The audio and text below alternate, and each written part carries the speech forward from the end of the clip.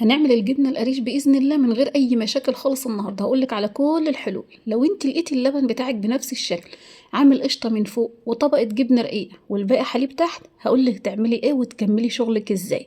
تمام كده بنفس الشكل اللي انت شايفاه ده كده بالظبط. عندنا طبقة جبنة وطبقة قشطة وطبقة حليب تحت. طيب ولو الجبنة بتاعتك مش عارفة هتعلقيها فين، ولو انت ما عندكيش حصيرة برضو هقولك تعملي ايه. وهقولك لو الجبنة بتاعتك طلعت طرية تحطيها في الحصيرة ولا تستني عليها شوية، ولا برضو تشتغلي معاها بأنهي شكل. تمام كده.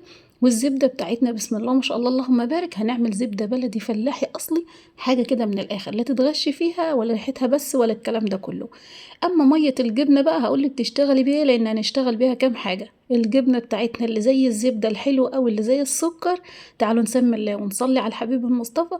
اللهم صل وسلم وزد وبارك عليك يا حبيبي يا رسول الله، على آلك وأصحابك أجمعين. عندنا هنا بسم الله ما شاء الله اللهم بارك، كنا جايبينهم 10 كيلو حليب، شلنا منهم كيلو وهنشتغل في ال9 كيلو. تمام كده. الكيلو حليب عندنا ب30 جنيه. تمام كده. الشتا دي داخل علينا الحليب كده، كل سنة وانتم طيبين، ب30 جنيه. في الوقت ده اللي انت هتعملي فيه الجبنة بتاعتك والقشطة والسمنة البلدي والزبدة والمش وكل حاجة، هو الموسم اللي احنا فيه ده من بداية 12 كده لغاية ما تكملي شغلك شهر 1 و2 و3 و12. هو ده الشغل الصح للجبنة والحليب. ليه يا ام يوسف؟ علشان خاطر بيكونوا هم دول الدسم كله في الحليب. يعني الجاموسة عندنا بسم الله ما شاء الله اللهم بارك بتاكل حشيش اخضر، فالبرسيم الاخضر هو اللي بيخلي معاها الحليب دسم وحلو، وبتكون كمان لسه والده جديد، وبيكون الحليب بتاعها بيكون دسم وجميل. علشان كده بيبقى شغلنا كله في فصل الشتاء. وكمان عندنا كمان في فصل الشتاء الحليب بتاعنا ما بيبقى الجو حواليه رطب، فالحليب بيعمل معانا انتاج كويس. فضينا ال9 كيلو حليب بتوعنا وهنبدأ شغل مع بعضينا. تعالوا بقى نروح عند البوتاجاز ونشوف هنعمل ايه. جينا هنا بقى على النار كده وحطيناه وولعنا النار على هادي خالص، يعني فوق يعني على المتوسط. وحطينا الحليب بتاعنا اللي هو احنا حاطينه سواء في طبق بلاستيك، في طبق استانلس او حله ألمونيا مفيش مشاكل خالص، او حله استانلس. الحليب بتاعي طالما نزلت فيه المغرفه وطلعتها كده بيكون نسبته معقوله. في حليب منه بيكون معلم علامه بسيطه، وفي حليب بيكون معلم علامه جامده قوي. اللي هو معلم مخيم ابيض جامد على المعلقه او على المغرفه، ده اللي حليب ما شاء الله اللهم بارك مش منضاف، وقليل قوي اللي بيبيعه مش منضاف. عليات الناس ربنا يا رب يعافينا ويصلح حال الجميع يا رب اللهم امين، ويرزقنا كلنا من واسع فضله. قولوا امين. وبعد كده ربنا ييسر الامر في البيع والشراء، وان شاء الله ربنا يصلح لنا الحال كلنا. اللي ما بتغشش ما بتغشش نفسها، اللي بتغش نفسها. بس هو معنى الكلام في الاخر كده، علشان لما بتكلم في الموضوع ده انتوا بتقعدوا تقولوا انت دخلتي في الدين ومش في الدين والكلام ده كله. انا بس خايفه ممكن تكون واحده معانا تاخد معلومه تخاف على نفسها، بعد كده تمشي مظبوط، واللي فات ربنا ان شاء الله يسامحنا كلنا عليه. بس هدفي الحليب من 3 دقايق ل5 دقايق على النار، ما هحسش بدفيانه في ايدي. يعني لو انا حطيت ايدي فيه مش هحس بالدفيان بتاعه. ما استناش لما احس بالدفيان بتاع الحليب، لا. هو حلو ما هواش دافي خالص، يعني انا عايزاه زي دمعه العين. دمعه العين ما بتكونش دافيه قوي، بس هو ده شغل كده التمام. هجيبه بقى من على النار وهحطه هنا على الرخامه، على ترابيزه، في الدولاب، في المطبخ، في اي مكان انت تحطيه فيه، المهم يكون امن ويكون الولاد ما بيلعبوش فيه كتير، علشان الحليب مش عايزينه يتحرك. طالما حطيناه كده وبدأنا غطيناه خلاص، النهارده هنشتغل من غير اي اضافات خالص. تمام كده. غطيت الحليب بتاعي زي ما انتم شايفين، تحتيه دفاية وفوقيه بطانية حلوة كده او دفاية برضو، وبسيبه 24 ساعة بس، بطل عليه من 20 ساعة. تمام كده. وده الحليب بتاعنا بياخد في يوم واحد. قبل كده كانوا بيعملوه الناس ويقعد 3 ايام، ومن ساعة احنا ما شاء الله اللهم بارك ما عملناه ونزلناه على الصفحة، وبسم الله ما شاء الله كل القنوات اشتغلت فيه والدنيا بقى تمام، وربنا يرزقنا كلنا يا رب اللهم امين. بس محتاجة منكم حاجة حلوة قوي تدعموني فيها في الفيديو، تحطوا لي لايك فيه حلو بالله عليكم. ما تنسوش اللايك. الفيديو عندي بتعب فيه وبغلب فيه وما باخدش منه اي حاجه خالص، لانكم انتوا ما شاء الله بتاخدوا المعلومه وتطلع ما بتحطوليش لايك. حطوا لي لايك علشان خاطر ربنا، علشان انا برضو ارزق زي ما انتوا بتحبوا الحاجه لاولادكم. تمام كده. وربنا يرزقنا كلنا يا رب. انا بقول لكم المعلومه بكل امانه وكل وضوح، انتوا بس ساعدوني باللايك بتاعكم. هنا بقى عندنا شويه المخلل دول اللي كنا عملناهم الفيديو اللي فات قبل اللي فات، هخليه بقى يوم سليم، وقبل اليوم يعني 4 يعني 20 ساعه واجي اطلع عليه. تمام كده. تمام كده. هنا بقى جيت بعد ايه، بعد 20 ساعه هبدا اشوف كده الاخبار عامله ايه. هنا بقى تعالي نسمي الله كده ونشوف كده 20 ساعه بالظبط. وده انا جايبه لك الشغل ده علشان انت تاخدي بالك منه. بدات عند كل القشطه اللي على الوش بنفس الشكل، وشفت الجبنه، طب القشطه معقوله، طب الجبنه نص ونص. ليه بقى؟ لان معلقه على ايدي جبنه وتحت حليب. خلي بالك من الحته دي. الكلام ده كان بعد 20 ساعه بالظبط. غطيته نفس الشكل وعدلته زي ما كان بالظبط وغطيته تاني. كل ساعه من بعد ال20 ساعه بطل عليه. استنى ساعه واحده بس واجي اطل عليه. تمام كده لغايه ما يكمل ال24 ساعه باذن الله هيكون الدنيا تمام. زي ما شفتيني كده غطيت عليه تاني وسبته زي ما هو من غير ما اهز الحلة خالص ومن غير ما اجي جنبيها ومن غير اي حاجة فيها خالص. طيب تعالوا بقى كده بعد ساعة واتنين. بسم الله. بسم الله الرحمن الرحيم. اهو نفس الشكل. بسم الله اللهم بارك. هنعين بس الوش القشطة بس بسيط ونشوف الجبنة من تحت اخبار هي الدنيا تمام ولا لسه ولا ايه بالظبط. بسم الله الرحمن الرحيم. بسم الله اللهم بارك. ها حلوة الجبنة بسم الله ما شاء الله مسكت من تحت يبقى جميلة. ومفيش حليب طالع عليا لفوق خالص يبقى كده بسم الله اللهم بارك شغلي تمام. عايزة تخليها ساعة كمان على الشغل ده هتكون جميلة وحلوة. عايزة توديها على التلاجة بنفس الشكل برضو مفيش مشاكل هتكون جميلة. تمام. زي ما ترتاحي انتي. عايزة تخليها ساعة وتغطيها ساعة وبعد كده توديها التلاجة تمام. مش عايزة تخليها على كده وتوديها على كده التلاجة. تعالي بقى نوديها التلاجة طالما الجبنة بتاعتي جبنت حلو. خلاص على كده مش عايزة شغل تاني. ودنا هنا بقى التلاجة هتقعد معانا 24 ساعة في التلاجة. 10 ساعات 5 ساعات 8 ساعات على حسب ما انت فاضية او لا. تعالي هنا بقى كده بعد ما عدى عليها اليوم بالظبط لان انا ما كنتش فاضية بصراحة خالص خلال اليوم ده. سبتها يوم سليم ما فيهاش اي مشاكل خالص طالما في التلاجة تمام. انما لو بره على الرخامة هتبوظ منك الجبنة. هتبوظ ازاي؟ القشطة هتروح في الجبنة والجبنة هتروح كلها شرش ابيض. تمام. جبت الجبنة بتاعتي بعد ما قعدت يوم في التلاجة وبسم الله اللهم بارك القشطة راحت حاجة تانية خالص. تحس ان هي زادت الضعف. تحس ان هي حلوت وبقت ماسكه معاكي وجميله وفيها بركه كده وحلوه. وبسم الله اللهم بارك طبقه قشطه زي العسل. صلوا بنا على الحبيب. اللهم صل وسلم وزد وبارك عليك يا حبيبي يا رسول الله وعلى اليك واصحابك اجمعين. تعالوا بقى ناخد القشطه بتاعتنا دي كلها ونوزنها ونشوف اخبارها ايه كده في الميزان. وانتوا عندكم بقى بتشتروا القشطه دي. احنا هنا ما بنشتريهاش بنعملها كده في البيت. اكتبوا لي برضو القشطه عندكم سعرها كام في مكان ما انتوا موجودين يعني. جبت الميزان بتاعي وصفرته زي العادة وحطيت عليه الطبق وبدأت اديته صفر تاني علشان خاطر اتأكد ان الدنيا تمام والطبق معانا مش موزن. لا على فكرة الطبق ده خفيف جدا. طيب هاخد بقى كمية القشطة بتاعتي. بسم الله اللهم بارك. بسم الله اللهم بارك. اللهم بارك لنا فيما رزقتنا وزدنا رزقا يا رب العالمين اللهم امين. هاخد كل القشطة بتاعتي بسم الله ما شاء الله اللهم بارك لغاية ما بخلص خالص وحطها على الميزان زي ما انتوا شايفين. كل حاجة قدامكم ان شاء الله كده. بسم الله اللهم بارك عدينا الكيلو قشطه. فانتوا شوفوا انتوا الكيلو عندكم بيتباع بكام وابقى اكتبوا لنا برضه زي ما قلت لكم. بسم الله اللهم بارك يعني يخش على كيلو وربع ولا كيلو 300 جرام. شوفوا انتوا الكيلو عندكم بكام. لو احنا مش هنخضها ومش هنعملها زبده يعني لو احنا هنكمل على كده او هناخدها قشطه تتاكل او نعمل مثلا بيها كنافه او بسبوسه او الحاجات دي كلها بالقشطه ماشي. او فطير الحاجات دي كلها لو انا هستخدمه في ده. بس احنا هنا في الفيديو انا برضو بقول لك القشطه كام اهي وهنخضها برضو الزبده هنحولها لزبده وهوريكي برضو هي طلعت قد ايه لما حولناها لزبده. تعالي هنا بقى الجبنه بتاعتنا. بسم الله اللهم بارك. اللهم بارك حاجه حلوه قوي. ده طبعا حليب شتاء ما هوش حليب صيف. حليب الشتاء بيعوز حذر شويه وميه سخنه والكلام ده كله. احنا مش هنستخدم ميه سخنه ولا اي حاجه خالص. والجبنه بتاعتنا زي الزبده زي ما وريتك في اول الفيديو اهي. بسم الله ما شاء الله اللهم بارك حاجه جميله. تعالوا بقى نكمل الفيديو بتاعنا. هنحط بس الجبنه الاول وبعد كده نروح للزبده تاني للقشطه. جبت الصينيه بتاعتي والشبكه اللي انا بحطها عليها. ما عندكيش الشبكه دي حطيها على عصايه كده في النص علشان تسند لك الحصيره. الحصيره ما تسقطش تحت في وسط الميه بتاع الجبنه تقوم الجبنه بتاعتك ما تتصفاش منك. تمام. في الوقت ده لو انت ما عندكيش حصيره خالص هتحطيها في مصفى وقماشه نفس الشكل كده في مصفى بلاستيك او ستانلس او اي نوع عندك. وهتحطي فيها قماشه نظيفه تكون تبع الجبنه وهتفضي فيها الجبنه زي ما انت شايفه كده بالظبط. فضيها كلها ما تخليش حاجه خالص لان ده خير من عند ربنا سبحانه وتعالى. ربنا يبارك لنا كلنا ويرزقنا من حيث لا نحتسب يا رب اللهم امين.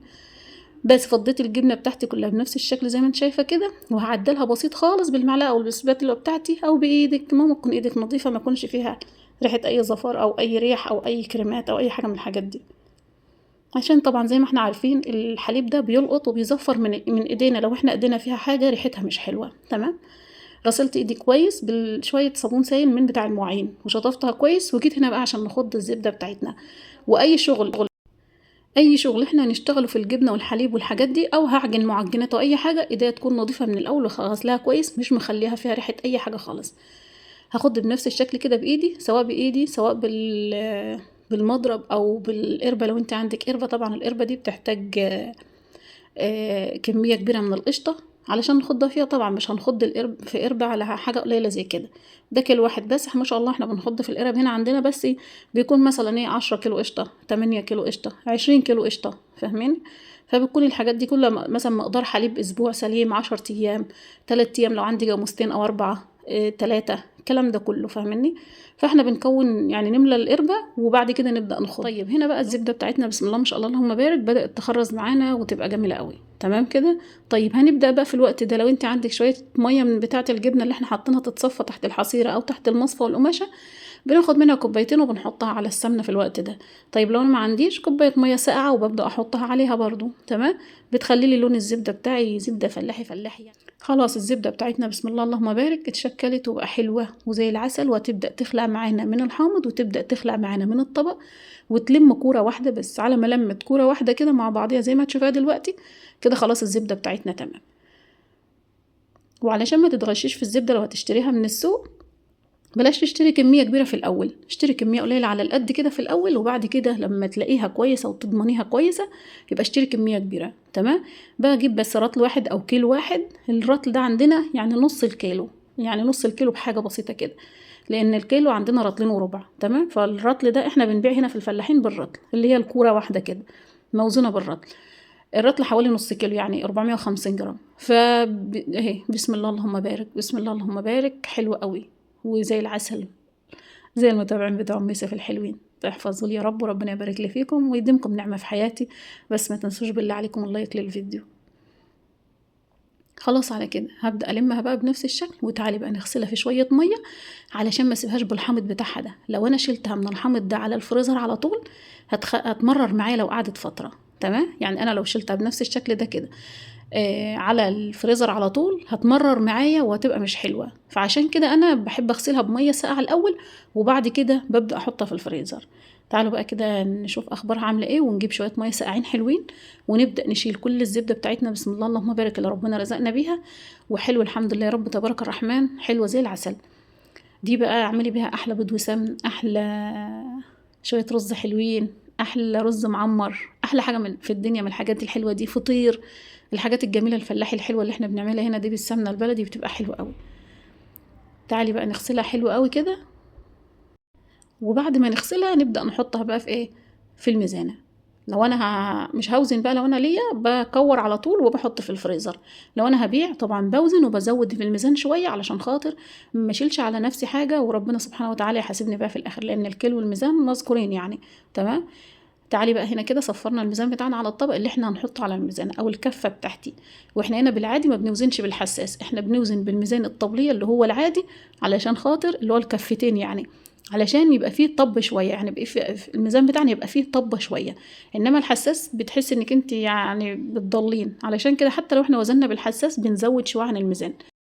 طلعوا معانا بسم الله اللهم بارك هنا بقى نص كيلو، ماشي. نص كيلو ده يعني رطل وحاجه بسيطه، تمام. النص كيلو عندنا يعني الكيلو عندنا ب300 جنيه او 300 وحاجه، اعتبريه على 300 جنيه. النص كيلو يبقى اللهم صل وسلم على سيدنا محمد ب150، ماشي. والحليب عندنا زي ما قلت لكم هم 9 كيلو في 30 جنيه، تمام. يعني اقل من 300 جنيه، يعني 270 جنيه. جبنا منهم الزبده بسم الله اللهم بارك 150 جنيه. اتبقى معانا كام؟ بيبقى باقي معانا اللهم صل وسلم على سيدنا محمد 125 جنيه باين، احسبوا معايا صح انتوا. تعالي بقى الجبنة بتاعتنا عدلتها زي ما شفتها كده وسبتها ساعة سليمة. في الشتا دي بسيبها ساعة سليمة على الحصيرة، بس قبل ما بسيبها بعدلها بنفس الشكل واسيبها ساعة سليمة، واجيلها بعد الساعة. وفي خلال الساعة لو انت هتقلبيها تقليبة كده او كده بسيطة بالبتاعة بالحصيرة مفيش مشاكل. في الوقت ده انا هعلقها، دي حصيره. طيب لو انا حاطه في مصفى قماشه يا ام يوسف، هتحطي المصفى والقماشه بتاعتك وتحطي تحتيها طبق وتحتيها صينيه، علشان الطبق يعزلها بين الصينيه والطبق، علشان اللي ينزل منها الشرش اللي ينزل منها ما يلقطش فيها تاني لفوق، وتسيبيها تبيتيها بنفس الشكل. احنا هنا بيتنا الحصيره بتاعتنا 12 ساعه، يعني من 10 ساعات ل 12 ساعه. تعالي هنا بقى بعد ما علقنا الحصيرة بتاعتنا وضمننا انها تمام وفي حتة تمام وامنة وكويسة، عندك بقى تعلقها على الحوض بتاع المطبخ، على حيطة زي كده زي ما انا علقتها على المنشر بتاع الغسيل، على اي حاجة المهم تكون نظيفة ومكان نظيف ومتعلقة نظيف. لو انت هتعلقيها في بره في مكان هوا هتغطيها باي حاجة علشان ما يجيش فيها عكسة ولا حاجة. ده بقى الشرش بتاعنا بتاع اللي اتصفى من الحصيرة. هتعمليه 3 حاجات. اول حاجة تغليه ويبرد وتخزني فيه الجبنة اللي احنا هنعملها. تاني حاجة تغليه وتحطي عليه مية وملح وشطة وتحطيه في المش الفلاحي. تالت حاجة هتعجني بيه اي حاجة. تمام. هنا بقى الجبنة بتاعتنا بيتت 12 ساعة لغاية تاني يوم الصبح، يعني بيتها من بعد العشاء لتاني يوم الصبح. وتعالي شوفي الجبنة بتاعتنا، بسم الله اللهم بارك اللهم بارك، صل بينا على الحبيب، اللهم صل وسلم على سيدنا محمد. ولو وصلت لهنا علشان خاطري وما حطيتش اللايك حطي اللايك. يلا تعالي بقى نشوف الجبنة بتاعتنا برضه علشان نوزنها ونشوف بقية الحساب بتاعنا اخباره ايه. يبقى كده كان معانا 270 جبنة، 270 لبن، طلعنا منهم 150 جبنة، 150 زبدة، ومعانا من الباقي 150 معانا 125 120 جبنة. طيب 120 جبنة، 120 قصدي من بقية اللبن. هنشوف الجبنة بتاعتنا هتيجي قد ايه. قطعنا الجبنة بتاعتنا، قطعناها بسكينة ناعمة يعني رفيعة، السلاح بتاعها رفيع، وكمان السخن. تمام. اهم حاجه السلاح بتاعها يكون سخن ورفيع علشان يجيب الجبنه بتاعتك جميله، وخصصيها للجبنه علشان تبقى نظيفه وحلوه. شايفه الجبنه بتاعتنا بسم الله اللهم بارك اللهم بارك، حاجه كده ناعمه وجميله وزي الزبده. جبنه شتا بقى يا ولاد، كل سنه وانتم طيبين. خلاص على كده هكمل بنفس الشكل ده كده اللي انتوا شايفينه، وبعد كده هوزن الجبنه بتاعتنا. بس انا نسيت اصفر الميزان على الصينيه. طيب ما فيش مشاكل، هنحل الموضوع برضو باذن الله. دي الجبنه بتاعتنا، هنخلي الحته دي للاولاد ياكلوها، بيحب ياكلوها دلع كده. بس انا هوزن وارجع بعد كده احط لهم من غير ملح، يعني اشطفها بسيط من الملح. دي الجبنه بتاعتنا اللي طلعت ما شاء الله اللهم بارك. تعالي بقى نوزنها، وهنغير الصينيه بتاعتنا علشان هنوزنها صح. هنا بقى في الحته دي جبت الميزان بتاعي وصفرته برضه على صفر وحطيت الصينيه، وهبدا اصفرها تاني. وبعد كده هرش رشه ملح بس بسيطه، وهنقل الجبنه بتاعتي عليها. دي صينيه صغيره شويه عن التانيه علشان لما اوزن يبقى الميزان قدامك صحيح. هنبدأ نسمي الله بقى ونحط حتة الجبنة بتاعتنا بعد ما رشينا حبة الملح اللي رشناهم دول. بسم الله بسم الله اللهم بارك. أحلى جبنة بقى تخزنيها في المش الفلاحي دي. سيبك بقى من جبنة المنفحة وجبنة الخضادات والحاجات دي اللي بتفضل ناشفة عندنا في المش دي، ولو قعدت سنة سليمة بتفضل ناشفة وما بتلونش معانا والكلام ده كله. هنا كيلو 900 جرام، وكان عندنا حتة هناك على جنب سيبناها للولاد. قولي 2 كيلو جبنة. قولي يا ستي مفيش مشاكل، هسيبلك برضو في الحساب. 2 كيلو عندنا هنا ب80 جنيه، وفي ناس بتديها ب70 جنيه، بس الأغلبية بيدوها ب80 و80 160. وكان عندنا هناك الحساب باقي 125 من اللبن. يعني كده معانا بسم الله اللهم بارك. شوفوا انتوا بقى الحساب معانا كام.